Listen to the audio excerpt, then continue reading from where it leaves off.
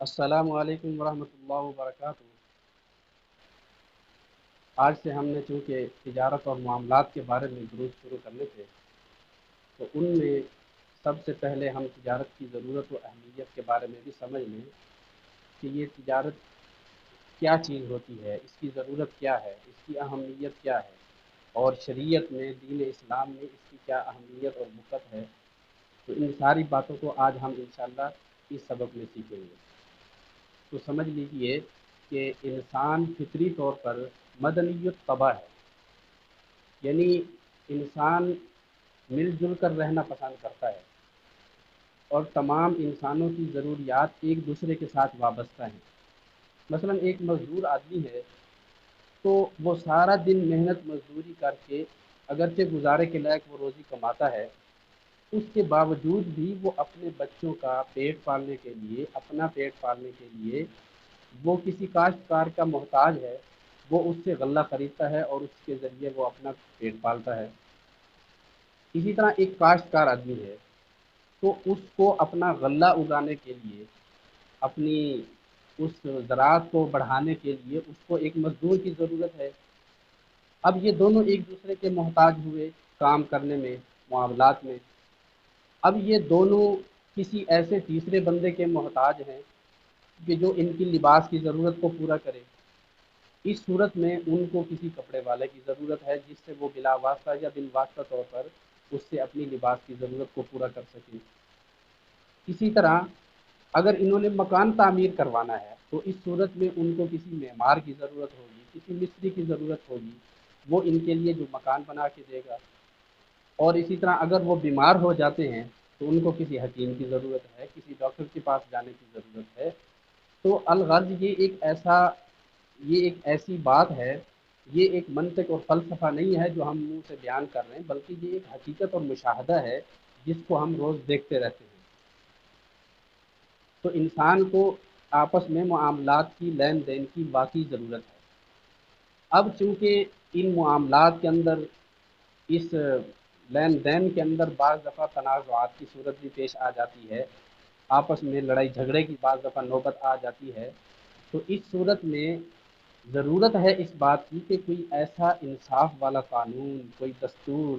اور ایسا کوئی قانون ہونا چاہیے جس کے مطابق یہ لین دین اور معاملات کیے جائیں تاکہ کسی قسم کا نزاع اور جھگڑا پیدا نہ ہو۔ چنانچہ اللہ رب العزت نے اپنے انبیاء کے ذریعے اور آخر میں ہمارے پیارے نبی حضرت محمد صلی اللہ تعالیٰ علیہ وسلم کے ذریعے جس طرح انسانوں کو اس بات کی ہدایت کی ہے کہ وہ اپنے آغاز اور انجام کے بارے میں کس طرح اپنے مالک کے محتاج ہیں، اور کیسے اس نے اپنے پیدا کرنے والے کی عبادت کرنی ہے، کیسے اس کو راضی کرنا ہے، اس کے ساتھ ساتھ انہوں نے تمام دنیاوی معاملات اور لین دین کی بھی وضاحت فرمائی ہے۔ اس کے مفصل احکام شریعت میں موجود ہیں۔ چنانچہ ان احکام کی جو بندہ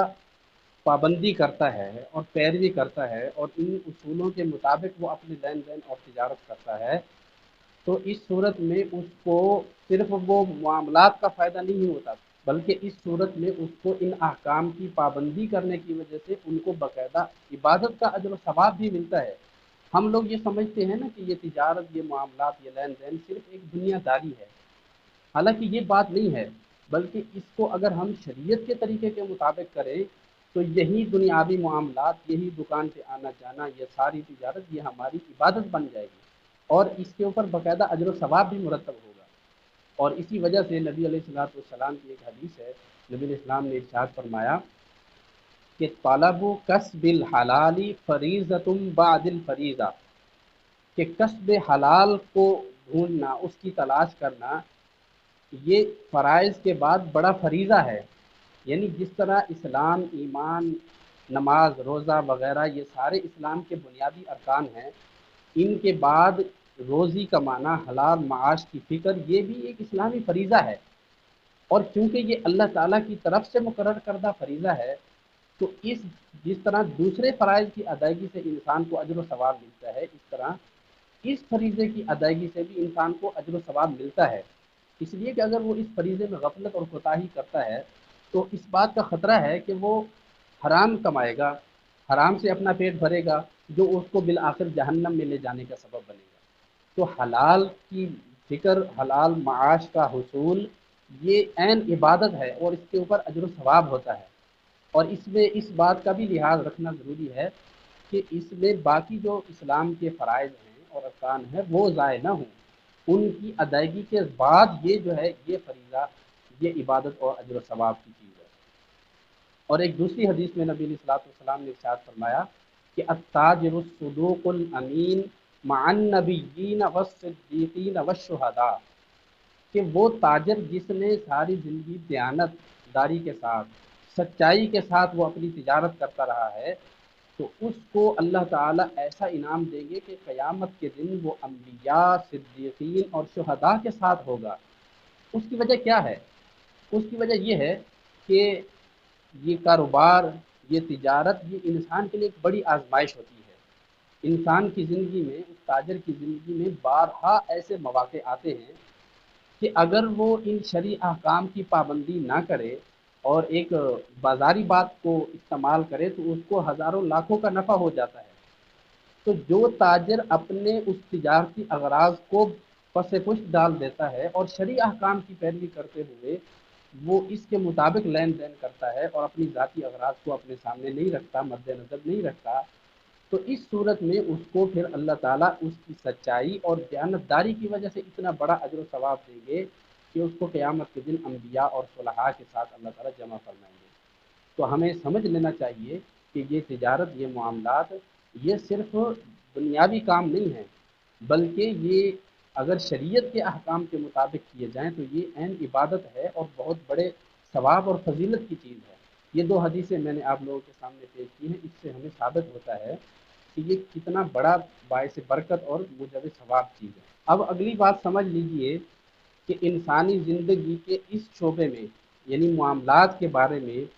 نبی علیہ الصلوۃ والسلام کے ذریعے جو ہمیں ہدایات پہنچی ہیں، ہمیں جو احکام ملے ہیں، ان کی تفصیل تو بہت زیادہ ہے، ان کو ہم انشاءاللہ آہستہ آہستہ بیان کرتے رہیں گے تمام معاملات کو، لیکن ان سب کا جو لب لباب اور خلاصہ ہے اور ان تمام احکام کا جو نچوڑ ہے وہ چار چیزیں ہیں۔ ان میں سے پہلی چیز ہے خلق اللہ کی نفع رسانی۔ یہ تجارت کا مین مقصد ہونا چاہیے کہ تاکہ اس کے ذریعے اللہ کی مخلوق کو فائدہ پہنچے، تجارت کرنے والے کو بھی نفع ہوگا اور اس کے ذریعے اللہ کی باقی مخلوقات کو بھی نفع پہنچے گا، ان کو بھی چیزیں آسانی سے دستیاب ہو سکیں گی۔ تو یہ تجارت کا سب سے بڑا مقصد ہے۔ اور دوسری بات یہ ہے کہ اس تجارت میں عدل و انصاف یہ مد نظر ہونا چاہیے کہ کسی کے ساتھ زیادتی نہ ہو، ہمیشہ عدل و انصاف کے تقاضوں کو پورا کیا جائے۔ اور تیسری چیز ہے سچائی اور دیانتداری۔ یہ تجارت کے اندر یہ ایک مرکزی حیثیت رکھتی ہے کہ انسان جو بھی کام کرے، جو بھی معاملہ کرے، اس میں بالکل کھری کھری بات بتانی چاہیے، اس میں بالکل سچی بات بتانی چاہیے۔ انسان کسی قسم کا جھوٹ نہ بولے، اس میں کسی قسم کی خیانت نہ کرے۔ اور چوتھی چیز ہے سماحت۔ اس کا مطلب یہ ہے کہ چشم پوشی ہم جس کو اپنی زبان میں کہتے ہیں، مطلب یہ ہے کہ ہر فریق اپنے اگلے فریق کے ساتھ رعایت کا معاملہ کرے، خیر خواہی کا معاملہ کرے، بالخصوص ان لوگوں کے ساتھ جو غریب لوگ ہوتے ہیں، جو ضرورت مند لوگ ہوتے ہیں۔ آپ جتنا زیادہ سے زیادہ ان کے ساتھ بھلائی کریں گے، احسان کریں گے، تو اس کے اوپر اس کو اجر و ثواب بہت زیادہ ہے۔ تو اس لیے تجارت کے اندر یہ چیز بھی ہمیں مد نظر رکھنی چاہیے کہ کوئی ضرورت مند ہے، کوئی غریب ہے، تو اس کا بھی ہم خیال کریں۔ گویا حت الوسع، غریب اور کمزور لوگوں کو اور ضرورت مند لوگوں کو جہاں تک ہو سکے ان کو سہولت اور آسانی دینی چاہیے۔ تو یہ سماحت کا مطلب ہے۔ چنانچہ آج کے سبق میں ہم نے تجارت کی ضرورت و اہمیت کے بارے میں بھی پڑھا، اور دوسری بات کہ ان تجارت کے جو چار بنیادی اصول ہیں ان کو بھی ہم نے سمجھ لیا کہ اصل مقصد جو ہے وہ خلق اللہ کی نفع رسانی ہے، عدل ہے،